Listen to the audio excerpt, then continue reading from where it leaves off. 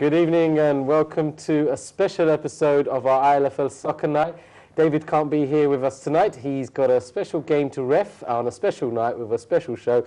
And what do I have? I have special guests around me. Check out the smile on these guys. Anyway, Rashid Ali, our ILFL secretary and devoted Beaumont fan. Welcome, as always. Thank you. And Superman, Statsman, Nanu Man, Redbridge Man. Which one do I describe you as? Anyway, welcome. Thank you. Before we actually, today's show, we're going to go on for an hour and a half. Phone lines will be opened up later on. So those of you that want to have a chat and talk about what's coming up and maybe even talk about what happened to you in the last season, please get on the phones, come and speak to us. Let's see what you've got on. But I think the most important thing that we need to pick up is how did we celebrate this 1 year of wonderful football? Well, last Thursday, for those that did make it, it was the ILFL Awards Ceremony 2015, and it was the biggest one we've ever had. So many competitions to run through. It's so bad, I've actually memorised every single winner and runner-up. So a bit sad, but obviously that's my role here, and that's why I'm here, and these guys are with me. Anyway, enough of me yapping on. I think we've got a few video clips to show you from that night. Clips here and there, people enjoying themselves. I thought, why not share that first, and then we can talk about what's happened throughout the season and maybe get the phone lines open. So run the VT, let's show everyone what happened last Thursday at the Awards Ceremony 2015.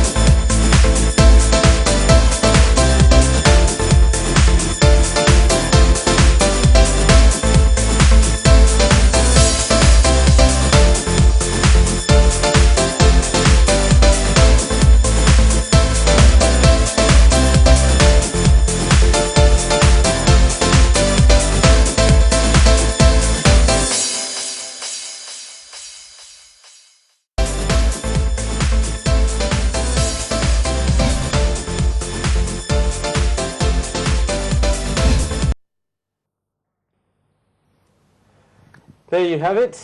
Some highlights from Thursday night last week when we had, well, for us ILFL members, it was an exhausting night. But I hope for those of you that went there, those of you that saw it, those of you that took part, and those of you that were given your trophies later because you couldn't make it, hope you all enjoyed whichever shape and form you took part in that awards ceremony. And just as you guys went on the awards ceremony, we managed to grab two of our guys that picked up a fair number of trophies that night. First and foremost, welcome to Jermaine Manning. And congratulations for SCTA's victories, because you must have picked up 2 awards, am I right? Yeah, that's right, that's good, right. Good, yeah. And Mr. Nurul Haq, I think we've seen each other so much, people are going to start talking, aren't they, Nurul? But Assalamu alaikum. Wa alaikum salam wa rahmatullah. Good to have you as always, and I think, again, you guys went up there no less than half a dozen times.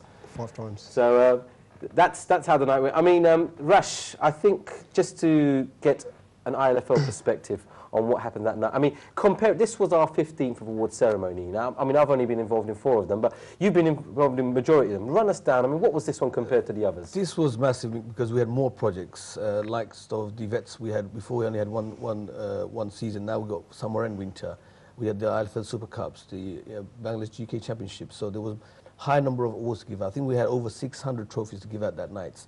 So there's quite a lot of work that were put in by the ILFL members for the night itself.